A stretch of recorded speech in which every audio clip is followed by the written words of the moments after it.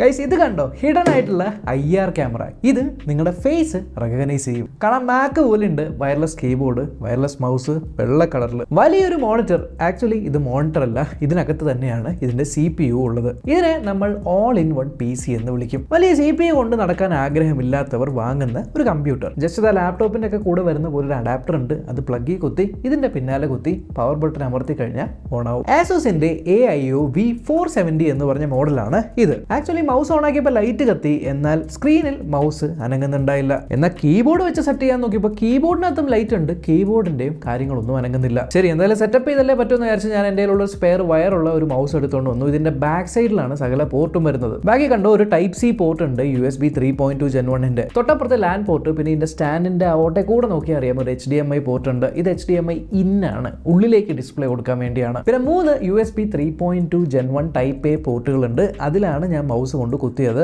ഏറ്റവും അടുത്ത് ഒരു HDMI ഔട്ട് പോർട്ടും കൂടി ഉണ്ട്, അതായത് ഈ സ്ക്രീനിൽ നിന്ന് വേറെ മോണിറ്ററിലേക്കൊക്കെ കണക്ട് ചെയ്യാൻ. പിന്നെ സ്ക്രീനിന്റെ താഴെ നോക്കിയപ്പോഴാണ് എനിക്ക് മനസ്സിലായത് അവിടെയും ഒരു USB പോർട്ട് ഉണ്ട്. അത് ഒരു USB 2.0 Type-A പോർട്ടാണ്. അതിന് തൊട്ടപ്പുറത്ത് 3.5mm ഹെഡ്ഫോണും മൈക്കിന്റെ ജാക്ക് ഉണ്ട്. പിന്നെ HDMI മോഡ് സ്വിച്ച് ചെയ്യാനുള്ള ഒരു ബട്ടണും കൊടുത്തിട്ടുണ്ട്.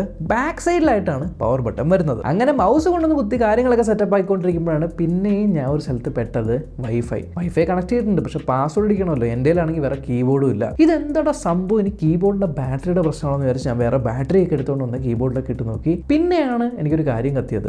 മൗസിന്റെ ബാറ്ററി ഞാൻ മാറ്റിയില്ലല്ലോ, അപ്പോൾ മൗസിന്റെ ബാറ്ററി പ്രശ്നം ഉണ്ടോ എന്ന് നോക്കാൻ വേണ്ടി മൗസിന്റെ പുറകെ തുറന്നപ്പോഴാണ് ഒരു ചെറിയ റെക്ടാങ്കുലർ സാധനം ഞാൻ കണ്ടത്. അതെടുത്തപ്പോഴാണ് മനസ്സിലായത് ഇത് ബ്ലൂടൂത്ത് കീബോർഡും മൗസും അല്ല, മറിച്ച് നമ്മൾ ഈ ഒരു USB കുത്തി കണക്ട് ചെയ്യേണ്ടതാണ് എന്ന്.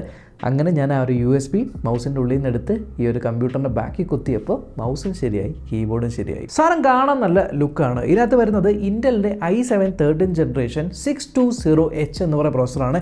ഈ H വെച്ച് പ്രോസർ അവസാനിക്കുകയാണെങ്കിൽ അതൊരു ഹൈ പെർഫോമൻസ് പ്രോസർ എന്ന് പറയും. കൂടെ ഇൻ്റലിൻ്റെ UHD ഗ്രാഫിക്സ് ആണ് വരുന്നത്. 16 GB DDR5 RAM ഉണ്ട്. 1 TB PCIe 4 SSD ആണ് ഇതിൻ്റെ കൂടെ കൊടുത്തിരിക്കുന്നത്. കുഞ്ഞ് ബസലാണ് ഡിസ്പ്ലേക്ക്. 27 ഇഞ്ചിൻ്റെ ഒരു ഫുൾ HD പ്ലസ് ആയിട്ടുള്ള കുറച്ച് വൈഡ് ആയിട്ടുള്ള ലേശം കേർഡ് എന്ന് പറയുന്നത് 178 ഡിഗ്രിയുടെ ഫീൽഡ് ഓഫ് വ്യൂ തരുന്ന ഡിസ്പ്ലേ ആണ്. ആന്റി റിഫ്ലക്റ്റീവ് അല്ലെങ്കിൽ മാറ്റ് ഫിനിഷ് ആണ് വരുന്നത്. സോ നമ്മൾക്ക് നമ്മളെ തന്നെ റിഫ്ലക്ഷൻ ആയിട്ട് കാണില്ല. വിൻഡോസ് 11ലാണ് വരുന്നത്. ഓഫീസ് 2024 പ്രീ ഇൻസ്റ്റാൾഡ് ആയിട്ട് വരുന്നുണ്ട്. അത് ലൈഫ് ടൈമിലേക്ക് ഫ്രീ ആണ്. മൈക്രോസോഫ്റ്റ് 365 ഒരു വർഷത്തേക്ക് ട്രയൽ ആണ് വരുന്നത്. ഇതിന്റെ ക്യാമറയാണ് ആക്ച്വലി മെയിൻ സംഭവം. ഇപ്പോഴും ക്യാമറ നോക്കിയിരിക്കുന്നുണ്ട് എന്നുള്ള പേടി വേണ്ട എന്നുണ്ടെങ്കിൽ ക്യാമറ താഴ്ത്തി വയ്ക്കാം. വീഡിയോ കോളൊക്കെ ചെയ്യുന്ന സമയത്ത് ക്യാമറ നിങ്ങൾക്ക് പൊക്കി വയ്ക്കാം. സിസ്റ്റത്തിലേക്ക് ഫേസ് റെക്കഗ്നൈസ് ചെയ്ത് ലോഗിൻ ചെയ്യാനായിട്ട് പറ്റും. ഫേഷ്യൽ റെക്കഗ്നിഷൻ ഉണ്ട്. IR ക്യാമറയാണുള്ളത്. എന്ന് മാത്രമല്ല ഇതിന് AI ക്യാമറ എന്ന് പറയുന്നുണ്ട്. പ്രധാനപ്പെട്ട എനിക്ക് യൂസ്ഫുൾ ആയിട്ട് തോന്നിയ ഫീച്ചർ എന്താണെന്ന് വെച്ചാൽ, ഇപ്പം നിങ്ങൾ വീഡിയോ കോൾ ചെയ്യുന്ന സമയത്ത് സ്ക്രീനുമേ നോക്കിയാണ് സംസാരിക്കുന്നതെങ്കിലും ഇത് നിങ്ങളുടെ കണ്ണ് ഡിറ്റക്ട് ചെയ്ത് ക്യാമറയിലേക്കാണ് നോക്കുന്നത് എന്നുള്ള കണ്ണിങ്ങനെ ടിൽറ്റ് ചെയ്ത് ഗേസ് ശരിയാക്കും. പിന്നെ നിങ്ങളുടെ ബാക്ക്ഗ്രൗണ്ട് ക്ലട്ടേർഡ് ആണെങ്കിൽ ബാക്ക്ഗ്രൗണ്ട് ബ്ലർ ചെയ്യാൻ പറ്റും, ലൈറ്റിങ് അഡ്ജസ്റ്റ് ചെയ്യാൻ പറ്റും. ആൻഡ് ഇതൊരു വൈഡ് ആയിട്ടുള്ള ക്യാമറയാണ്, അതുകൊണ്ട് തന്നെ ഫുൾ റൂം അങ്ങോട്ട് കാണും. അല്ലെങ്കിൽ നിങ്ങൾക്ക് മോഷൻ ട്രാക്കിംഗ് വയ്ക്കാം. അങ്ങനെയാണെങ്കിൽ നിങ്ങൾ നീങ്ങുമ്പോൾ നിങ്ങളെ മാത്രം ട്രാക്ക് ചെയ്യും. പിന്നെ അലോറ ചില്ലറ ഫിൽറ്റേഴ്സ് ഒക്കെ ഉണ്ട്. പൊതുവേ ഇത് വർക്ക് ഫ്രം ഹോമും മീറ്റിംഗ്സ് ഒക്കെ കൂടുന്നവർക്ക് വളരെയധികം യൂസ്ഫുൾ ആവും. വീഡിയോ റെക്കോർഡ് ചെയ്തൊക്കെ അത്യാവശ്യം നല്ല ക്വാളിറ്റിയിൽ തന്നെയാണ് വീഡിയോ വരുന്നത്. ആക്ച്വലി ഇതിൻ്റെ മൈക്സ് നല്ലതാണ്. AI നോയ്സ് ക്യാൻസലേഷൻ ഒക്കെ പറയുന്നുണ്ട്. ഒരു സാമ്പിൾ ഞാൻ കേൾപ്പിച്ചു തരാം. ഏകദേശം ഇത്തരത്തിലാണ് ഇതിൻ്റെ ഓഡിയോ ക്വാളിറ്റിയും വീഡിയോ ക്വാളിറ്റിയും വരുന്നത്. 1080p നിങ്ങൾക്ക് വീഡിയോ റെക്കോർഡ് ചെയ്യാൻ പറ്റുന്നത്. ഇപ്പോൾ നിങ്ങൾ കണ്ടുകൊണ്ടിരിക്കുന്ന ഈ ഒരു വീഡിയോ ഷൂട്ട് ചെയ്തുകൊണ്ടിരിക്കുന്നത് അസോസിന്റെ ഈ ഒരു ഓൾ ഇൻ വൺ PCയുടെ ഫ്രണ്ട് ക്യാമറയിലൂടെയാണ്.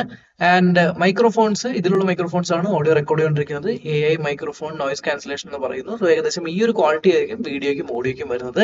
എങ്ങനെയുണ്ടെന്ന് നിങ്ങൾക്ക് കമന്റിലൂടെ അറിയിക്കാവുന്നതാണ്. എനിക്കിവിടെ കണ്ടിട്ട് അത്യാവശ്യം കുഴപ്പമില്ല. ഇനി ഔട്ട്പുട്ട് കേട്ട് നോക്കുമ്പോൾ എങ്ങനെയുണ്ടെന്ന് ഞാൻ പറയാം. ബ്രൈറ്റ്നസ്സും കുഴപ്പമില്ല. 300 നിറ്റ്സിൻ്റെ ഒരു പീക്ക് ബ്രൈറ്റ്നസ് ആണ് വരുന്നത്. ആൻറ്റി റിഫ്ലക്റ്റീവ് കോട്ടിംഗ് അല്ലെങ്കിൽ മാറ്റ് ഫിനിഷ് ഉള്ളത് കൊണ്ട് ബ്രൈറ്റ്നസ് വലിയ പ്രശ്നമായിട്ട് തോന്നിയില്ല. ആൻഡ് സൗണ്ടിൻ്റെ കാര്യത്തിൽ താഴെ നിങ്ങൾക്ക് 2 സ്പീക്കർ വരുന്നുണ്ട്. 5 വാട്ടിൻ്റെ അത്യാവശ്യം ലൗഡാണ്, അത്യാവശ്യം ബേസ് ഒക്കെ ഉണ്ട്. ഡോൾബി അറ്റ്മോസിൻ്റെ സപ്പോർട്ടും കൂടി ഉണ്ട്. ഇത്രയും ബേസ് ഒക്കെ ഉണ്ടെങ്കിൽ നമ്മൾ മുകളിൽ നോക്കിക്കഴിഞ്ഞാൽ സാധനം ഭയങ്കര സ്ലിം ആണ്. ജസ്റ്റ് 36.5mm മാത്രമാണ് തിക്നെസ് ഉള്ളത്. സോ ഒരു സ്ലിം പ്രൊഫൈലായിട്ടുള്ള ഒരു ഓൾ ഇൻ വൺ PC ആണിത്. പിന്നെ വേറെ കാര്യം ഞാൻ നോട്ടീസ് ചെയ്തതിൻ്റെ വൈഫൈ കുറച്ചുകൂടി സ്പീഡ് കൂടുതലായിട്ട് എനിക്ക് തോന്നി. ബിക്കോസ് ഇതിനകത്ത് Wi-Fi 6 അല്ല, Wi-Fi 6E ആണ് വരുന്നത്. സോ റേഞ്ച് റിസപ്ഷനും കുറച്ചുകൂടി ബെറ്റർ ആണ്. പിന്നെ ബ്ലൂടൂത്ത് ഉണ്ട്. ഒരു PC-ൽ വേണ്ട കാര്യങ്ങളെല്ലാം ഇതിനകത്തും ഉണ്ട്. ഇനി ഇത് 3 കോൺഫിഗറേഷനിൽ വരുന്നുണ്ട്. ഇപ്പം എൻ്റെ കയ്യിലുള്ളത് i7 മോഡലാണ്. ഇതിൻ്റെ i5 ഉണ്ട്, i3 ഉണ്ട്. i3ക്കാണ് ഏറ്റവും വില കുറവ്. ഏകദേശം 50,000 രൂപയ്ക്ക് നിങ്ങൾക്ക് i3യുടെ ഓൾ ഇൻ വൺ കിട്ടും. ഒരു 70,000 രൂപയുടെ റേഞ്ചിൽ നിങ്ങൾക്ക് i5 കിട്ടും. ഒരു 85-90 ആ ഒരു റേഞ്ചിൽ നിങ്ങൾക്ക് i7 കിട്ടും. നിങ്ങളുടെ വീട്ടിലെ സ്റ്റഡീസിന് വേണ്ടിയോ വർക്കിന് വേണ്ടിയോ ജനറൽ പർപ്പസിന് വേണ്ടി ഒരു PC സെറ്റപ്പ് ചെയ്യണം, പക്ഷേ വലിയ CPU ഒക്കെ കൊണ്ടു നടക്കാൻ പറ്റുന്നില്ല എന്നുള്ള ആൾക്കാരാണെങ്കിൽ നിങ്ങൾക്ക് ഒരു ലാപ്ടോപ്പ് വാങ്ങിക്കുന്നതിന് പകരം വേണം വേണമെങ്കിൽ ഇത്തരത്തിലുള്ള all in one PCs consider ചെയ്യാം. ഡീറ്റെയിൽസ് ഒക്കെ ഞാൻ വേണമെങ്കിൽ താഴെ ലിങ്ക് ഡിസ്ക്രിപ്ഷനിൽ ഇട്ടേക്കാം. അത്രയുള്ളൊരു വീഡിയോ, അടുത്ത വീഡിയോ കാണാം. ബൈ.